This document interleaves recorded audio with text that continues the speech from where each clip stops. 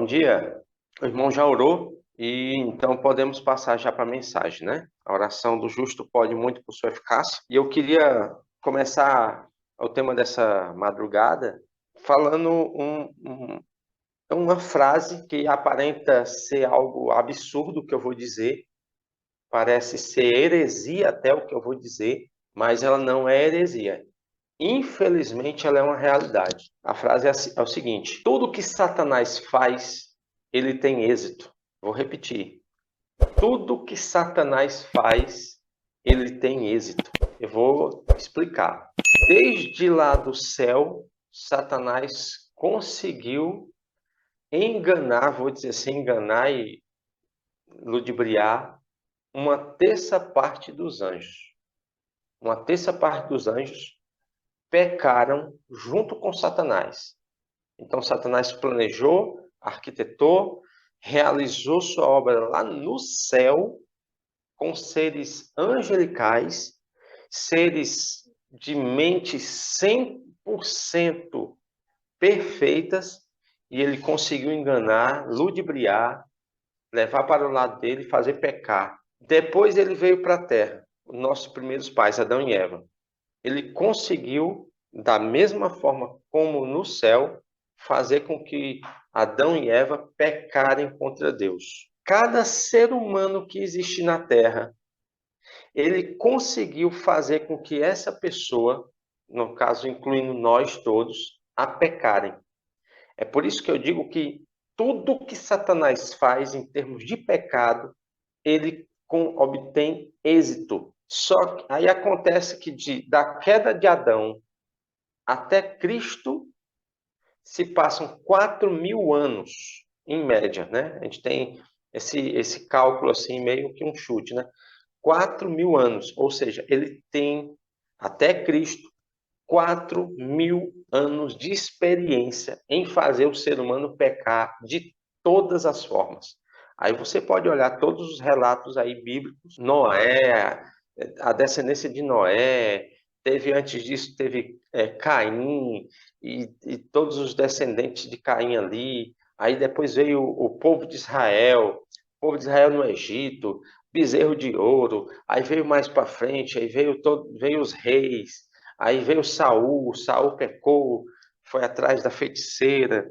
Aí veio Davi acabou adulterando e outros pecados mais. Aí veio todos os reis de Israel, o povo de Israel em si, foi necessário ter profetas, mas ainda assim o povo era rebelde. Veio o nascimento de Cristo, o rei mandou matar as criancinhas, aí Jesus cresceu, foi uma vida de tentações, aí veio a morte de Cristo, Satanás torturou Jesus, né, utilizando seres humanos, né, torturou Jesus. Então ele tem 4.000 anos de experiência, só que ele encontra uma rocha no meio do caminho, que de acordo com 1 João 3,8, Jesus veio desfazer as obras do inimigo. Cristo é é uma vírgula, vamos dizer assim, na vida de Satanás. Cristo, ele é o obstáculo. Eu não posso dizer que Cristo é rival. Não posso dizer que Satanás e Cristo são rivais. Por que eu não posso dizer isso? Porque o ato de dizer que é um rival coloca Satanás na mesma altura de Cristo. Ou seja, diz que Satanás ele consegue guerrear com Cristo e não consegue. A gente sabe muito bem disso. A gente tem um livro chamado O Grande Conflito.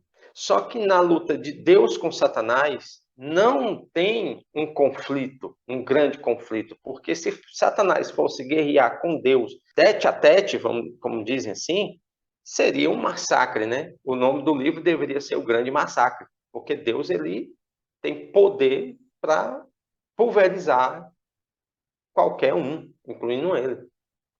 Então a luta não é esse grande conflito não é exatamente entre Deus e Satanás, é entre Satanás e os seres humanos. Lógico que ele quer atingir a Deus. Esse é o objetivo, mas utilizando o ser humano. O que é que eu quero dizer com essa introdução? Todos nós sabemos que todos nós somos pecadores. Cristo é o único que venceu o pecado. Eu queria que você abrisse aí sua Bíblia no livro de Romanos, no capítulo 3. E vamos ler aqui um texto que é pouco explorado, é um único verso. Ele é pouco explorado, mas ele tem um significado, uma mensagem muito, muito forte. Romanos, no capítulo 3, o versículo 4, a parte mais importante é o final do verso, mas nós vamos ler ele todo. Diz assim, ó, de maneira nenhuma. Quando ele fala que de maneira nenhuma, é respondendo a pergunta que é feita do versículo 1 ao 3. Vamos ler o versículo 1 ao 3. Diz assim, ó, qual é, pois, a vantagem do judeu? Ou qual a utilidade da circuncisão? Muita, sob todos os aspectos. Principalmente porque aos judeus foram confiados os oráculos de Deus. E daí? Se alguns não creram, a incredulidade deles virá desfazer a fidelidade de Deus? Ou seja, resumindo aqui a pergunta, porque alguns pecaram, Deus vai deixar de ser fiel por causa disso? Aí vem a resposta que está no versículo 4, né? De maneira nenhuma. Seja Deus verdadeiro e mentiroso todo homem, segundo está escrito. Agora presta atenção que essa é a parte que eu quero que vocês percebam bem. Para seres justificado nas tuas palavras e venhas a vencer quando fores julgado. Esse texto não se refere ao ser humano. O texto se refere a Deus. Quando diz aqui que para que Deus seja justificado em suas palavras e venhas a vencer quando fores julgado. Nós, adventistas, nós conhecemos muito bem, temos uma mensagem, uma doutrina sobre justificação pela fé, que, no caso, a justificação pela fé é do ser humano. Só que esse texto está dizendo que quem está sendo julgado não é o ser humano, é Deus. Como assim, Reinaldo? Deus está sendo julgado? Deus está no banco dos réus? Exatamente. Em que sentido? Quando Satanás no céu lançou a mentira para os anjos de que Deus não era bom, de que eles, anjos, não tinham necessidade de ter uma lei para eles, para os outros seres criados, sim, mas para eles não. A gente sabe disso quando a gente lê o livro Patriarcas e Profetas, os primeiro, segundo capítulo, se eu não me engano, eles falam muito bem sobre essa questão da queda de Lúcifer, né? E então Lúcifer lançou essa mentira de que as leis de Deus não precisariam ser levadas para os anjos. Então, no universo foi necessário, Deus permitiu com que Lúcifer se estendesse em seu plano para que seja mostrado para o universo de que Deus ele é justo. Então, Satanás, ele depois que fez os anjos pecarem, veio aqui para a terra, enganou Adão e Eva, e hoje, na mente de algumas pessoas, a lei de Deus ela é impossível de ser guardada. Não, ninguém pode guardar os mandamentos de Deus. Ninguém consegue guardar os mandamentos de Deus. Aí falta uma certa lógica. Qual é a lógica? De que se não é possível o ser humano guardar a lei de Deus, por que é que Deus deu a lei ao ser humano? Por que é que nós temos os 10 mandamentos? Se é impossível para o ser humano guardar. O próprio Deus diz que ele não deu leis pesadas. Então, o julgamento de Deus aqui é nessa questão. Satanás o acusa dizendo que ele deu uma lei que o ser humano não pode guardar e Satanás tem provas disso. Olha bem, Satanás tem provas. Até agora são 6.000 anos, vamos dizer, números arredondos, né? São 6.000 anos de pecado. Quantos seres humanos não pecaram? Então, aparentemente, Satanás tem razão. A questão do pecado, irmãos, e do perdão, não é algo tão simples. É simples, mas ele é complexo ao mesmo tempo. Vou explicar. Na mente da maioria das pessoas, o que é perdão, o que é pecado, o que é perdão. Não é pecado no sentido do que está lá em 1 João 3,4, né? Que é transgressão da lei. Na mente da maioria das pessoas é o seguinte: o ser humano peca, o ser humano aceita Cristo, se arrepende, Jesus perdoa e acabou-se. Pronto, isso para eles é o plano da salvação. É isso? É, também. Isso de uma forma resumidamente falando. Mas o plano da salvação, ele é algo muito mais complexo. Ele é de uma abrangência muito maior. Uma vez eu falei aqui nessa mesma madrugada, nessa mesma salinha, sobre a questão do propósito de Cristo ter vindo à Terra aqui morrer. Um texto do Espírito de Profecia que diz que uma das missões, a missão de Jesus não foi só uma ao vir aqui para a Terra. Não foi somente morrer pelo ser humano e salvar o ser humano. É uma missão muito importante, sim, mas a principal missão de Cristo vou usar aspas aqui, é limpar o nome de Deus no universo. De acordo com esse texto que nós acabamos de ler, Satanás, vamos dizer assim, o acusa Deus, né, de ser injusto. Então, quando Cristo veio aqui para a Terra, ele veio mostrar para o universo de que sim, o ser humano tem condições de guardar os mandamentos de Deus. Lógico que existe alguns textos na Bíblia que são até um pouco difíceis da gente entender, como por exemplo, vamos abrir aí em Hebreus capítulo 4. Hebreus 4, ele tem uma questão bem curiosa, que diz assim, ó, 4 no versículo 15. Diz assim: "Portanto, não temos um sumo sacerdote que não possa compadecer-se das nossas fraquezas. Mas antes, presta atenção agora, mas antes foi ele, no caso Cristo, né, Jesus, tentado em todas as coisas à nossa semelhança, mas sem pecado. A leitura superficial desse texto, porque esse versículo, sempre quando ele é lido, é para dar ênfase na questão de Cristo como sumo sacerdote que intercede por nós. Mas tem uma parte curiosa nesse texto que eu não sei se vocês perceberam.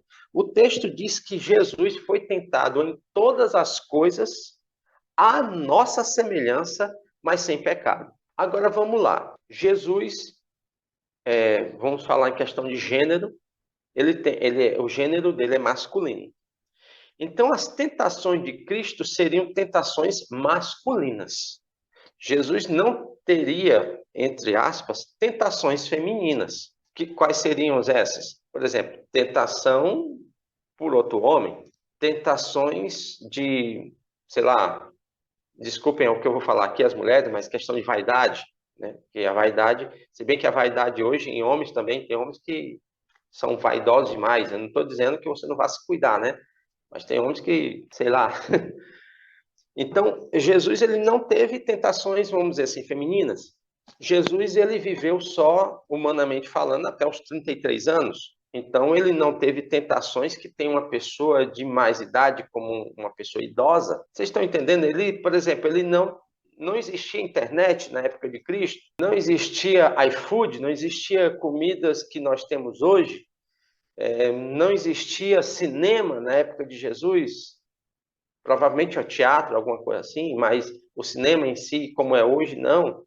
Não tinha balada na época de Jesus, eu acredito que cigarro não existia na época de Jesus.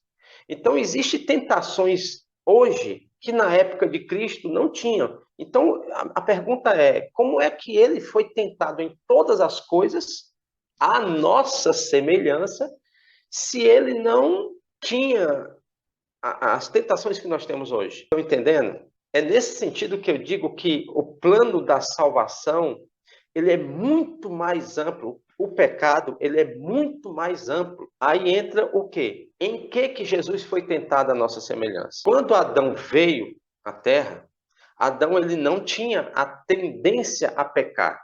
Ele não tinha essa tendência. Ele era um ser sem vontade de pecar.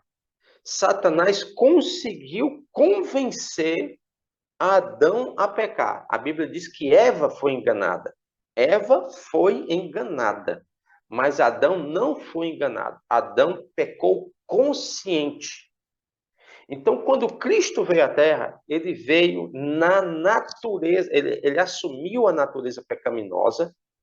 Entendam bem o que eu vou dizer. Nós, adventistas, somos acusados de dizer que Jesus tinha pecado. Mas não é verdade. Jesus ele não tinha, nós sabemos disso. Mas nós somos acusados disso.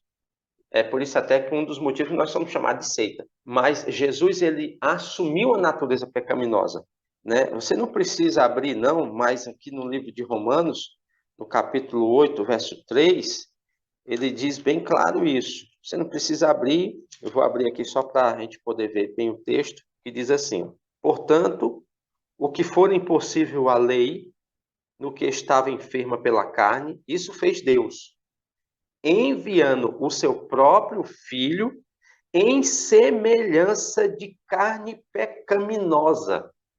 E no tocante ao pecado, e com efeito, condenou Deus na carne o pecado. Ou seja, Jesus ele veio à terra em semelhança de carne pecaminosa.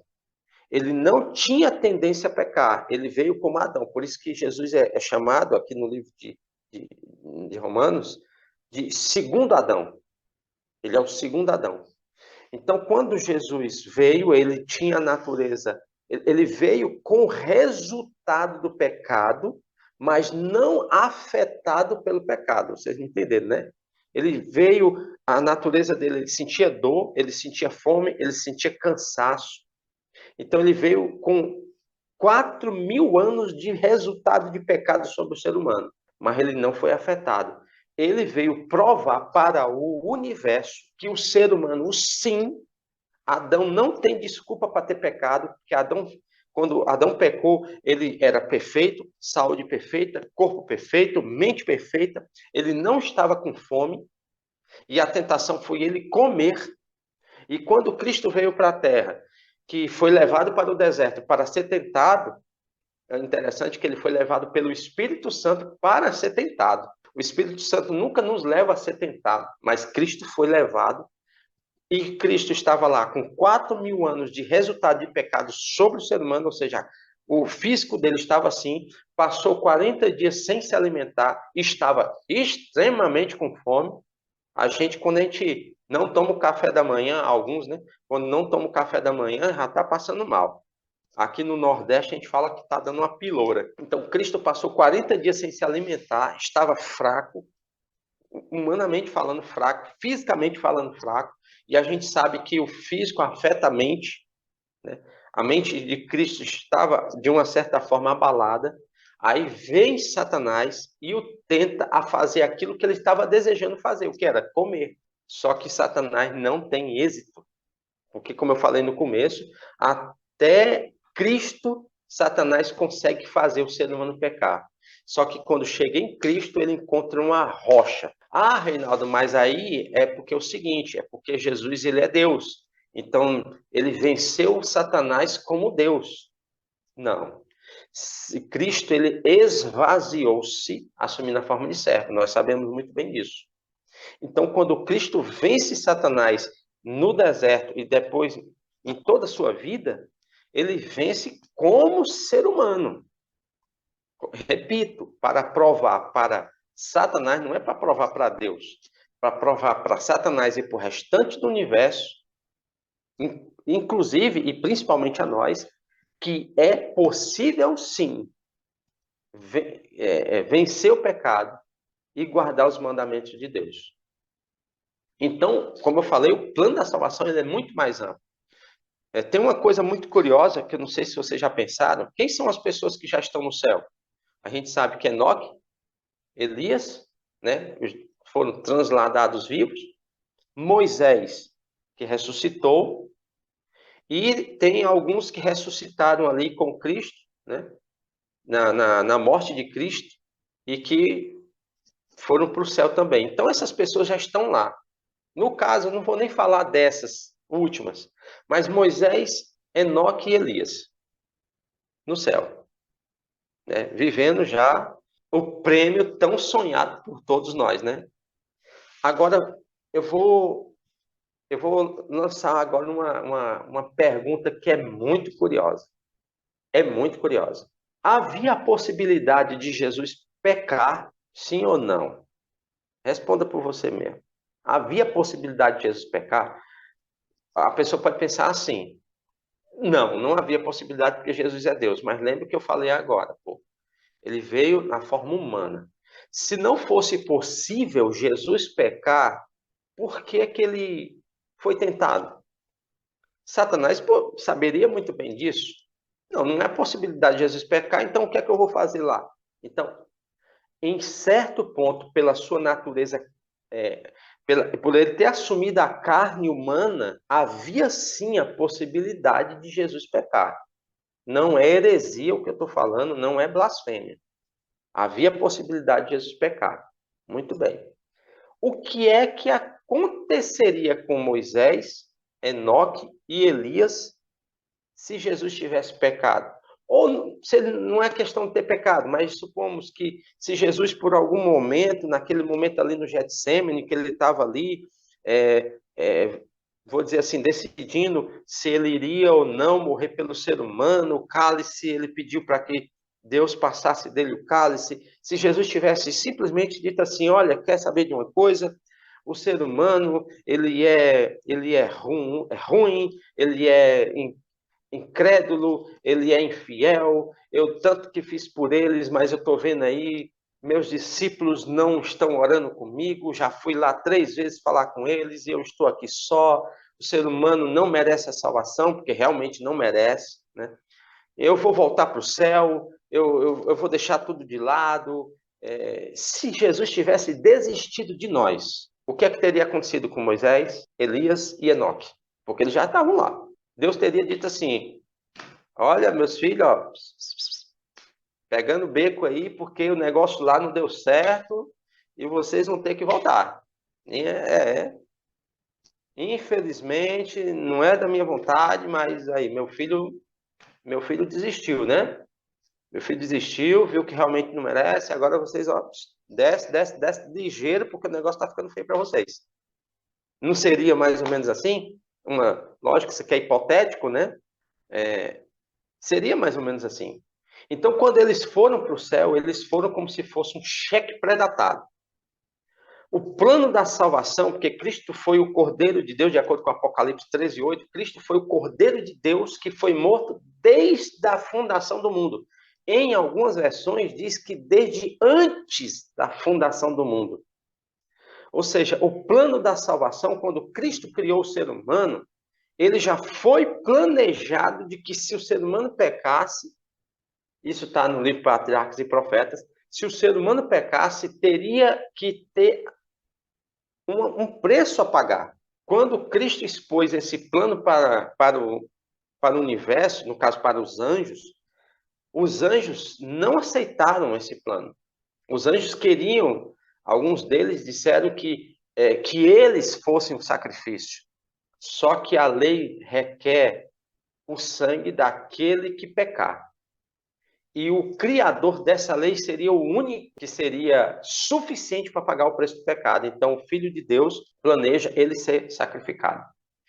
Então, o plano da salvação ele é muito mais amplo. Ele não é somente afeta a mim e a você, ele afeta todo o universo. E como eu falei no primeiro verso que nós lemos, ele afeta o nome de Deus. Então, irmãos, quando nós pecamos, nós não estamos simplesmente fazendo mal a Cristo. Nós estamos afetando o nome de Deus. Então, é por isso que é extremamente importante e necessário arrepender-se dos pecados. Infelizmente, e eu vou falar uma coisa aqui que eu sei que você, que nós todos fazemos assim, todo ser humano, a grande maioria, não assim, não sempre, mas em alguns, a maioria dos momentos, quando nós pecamos, sabemos que foi errado, mas aquilo não dói o coração. Olha, nós transgredimos o sábado. Muitas vezes sim, através dessa tela que nós estamos aqui, muitas vezes, através de outras coisas, pecamos. ficamos profundamente arrependidos por causa disso? Não.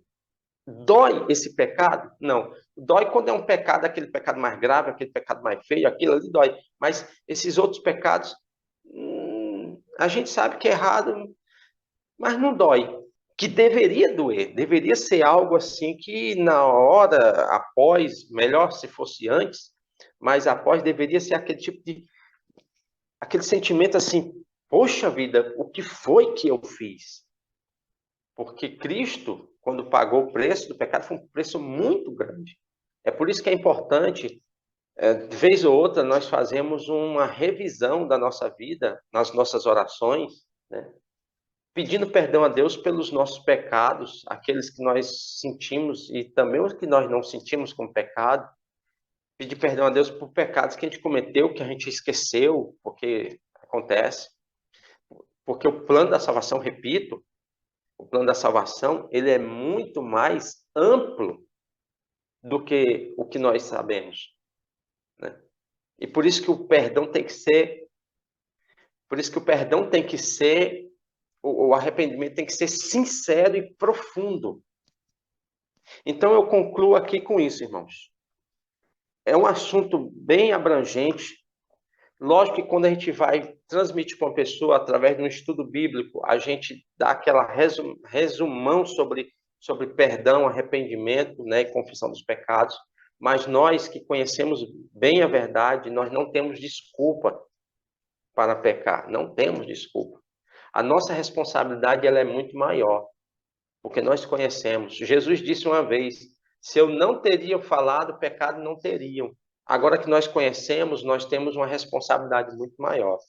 Então é muito importante que nessas madrugadas, mesmo estando aqui na sala da madrugada ou não, devemos colocar nossos joelhos no chão, pedir perdão a Deus para ter os pecados limpos, porque o Espírito Santo só será derramado como chuva serôdia no coração de pessoas que buscam o perdão de Deus. A irmã botou um hino aí do Fernando Iglesias, tem um hino muito bonito que é Pedaços, né? Pedaços. Quando ele diz assim, quem é feliz, quem já chorou ao perceber que é pecador. E é verdade. Quando a gente sente os nossos pecados e nos arrependemos e pedimos, vamos ao trono da graça, a gente é feliz. E é verdade. Os hinos do Fernando Iglesias parece que ele escreveu pensando em mim. Todo o hino dele, esses hinos assim mais tocantes, ele consegue atingir o ser humano. É muito bom. Os hinos dele são maravilhosos. Então é isso aí, irmãos. Tenhamos isso em mente, que os nossos pecados, eles são muito ofensivos a Deus, então é preciso que a gente tenha um real, profundo arrependimento dos pecados que cometemos. Vamos fazer uma oração? Maravilhoso e eterno Deus, toda honra e toda glória sejam dadas a Ti, Senhor. Senhor, o plano da salvação, ele é muito mais abrangente do que nós pensamos. Nós somos o pivô dessa história. Então, Santíssimo Deus, nada mais justo do que o Senhor chegar ao fim desse conflito, eliminando os pecadores. Mas lógico que isso não é teu plano, nunca foi teu plano, muito pelo contrário. O plano é a salvação. Então, Senhor, te pedimos misericórdia, perdão por causa dos nossos pecados, perdão pelas falhas que cometemos. Sabemos que nós desonramos o Senhor, nós pecamos contra ti. Cristo morreu em nosso lugar, assumindo, Santíssimo Deus, os pecados dos seres humanos em si. Ele venceu o pecado para que nós possamos também ser mais do que vencedores. Muito obrigado, Senhor, porque quando nós pedimos o perdão, coração sincero, o perdão ele é automático. Não precisamos fazer penitências. Ele é automático. Então, muito obrigado, Senhor.